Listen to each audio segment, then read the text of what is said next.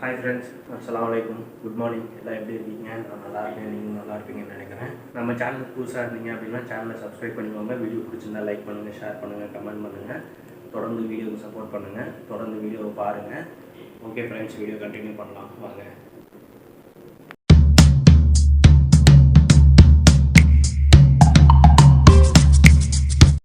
மணி வந்து 9 ஆகிடுச்சு. வேலையெல்லாம் முடிச்சாச்சு. டீ காஃபி எல்லாம் க்ளீனிங் வேலையெல்லாம் முடிச்சுட்டு உள்ளார வந்தாச்சு. இப்போ என்னென்னா டிஃபன் வந்து குபூஸ் எடுத்துகிட்டு வந்து வச்சுட்டேன். நம்மளுக்கு டெய்லி குபூஸ் தான். என்றைக்காவது ஒரு நாள் ஏதாவது டிஃப்ரெண்ட்டாக இருக்க வாய்ப்பு இருக்குது.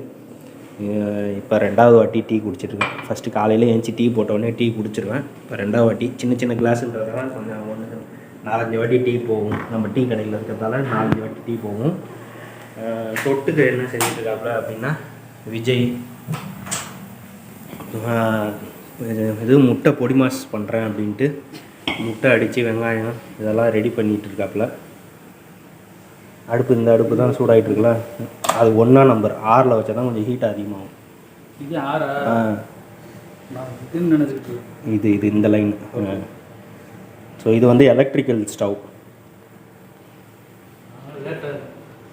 கொஞ்சம் சீக்கிரமாகிடும், ஹீட்ரு அதிகமாகும், சூடு அதிகமாகும். இப்போ முட்டை ஆம்லெட் செஞ்சாப்புல அப்படின்னா டிஃபன் நம்ம முடிச்சுக்கலாம். முட்டை அவிச்சு சாப்பிட்றதுக்கு பிடிக்கல போல இருக்குது. சரி, ஒரு நாளைக்கு மாற்றி சாப்பிட்லாம் அப்படின்ட்டு முட்டை பொடி மாஸ் பண்ணிகிட்டு இருக்காப்புல. சரி, செஞ்சு முடிக்கணும், நம்ம அதுக்கப்புறம் டிஃபன் முடிக்கலாம்.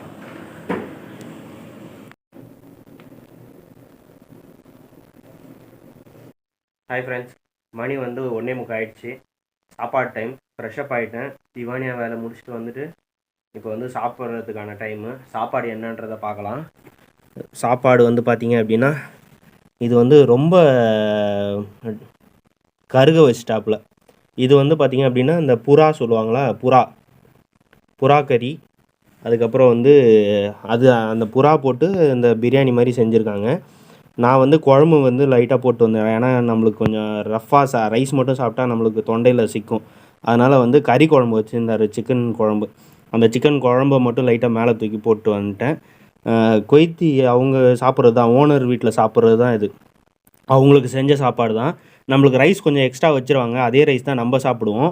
இது வந்து பார்த்திங்க அப்படின்னா ஃபஸ்ட்டு ப்ரியாரிட்டி அவங்களுக்கு.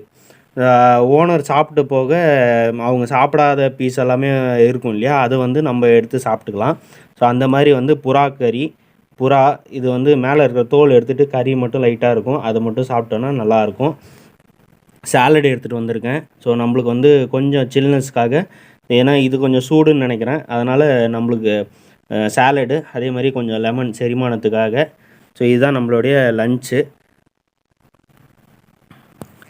ஆக்சுவலாக குவைத்தில் வந்து நிறைய பேர் வந்து ஆட்டுக்கறி சாப்பிட்ருப்பீங்க, கோழிக்கறி சாப்பிட்ருப்பீங்க, வெளியிலேருந்து வாங்கி சாப்பிட்றது. அந்த மாதிரி புறா கறி ஒரு சில பேர் சாப்பிட்ருப்பீங்க. யாரெல்லாம் சாப்பிட்ருக்கீங்க அப்படின்றத கமெண்ட் பண்ணுங்கள்.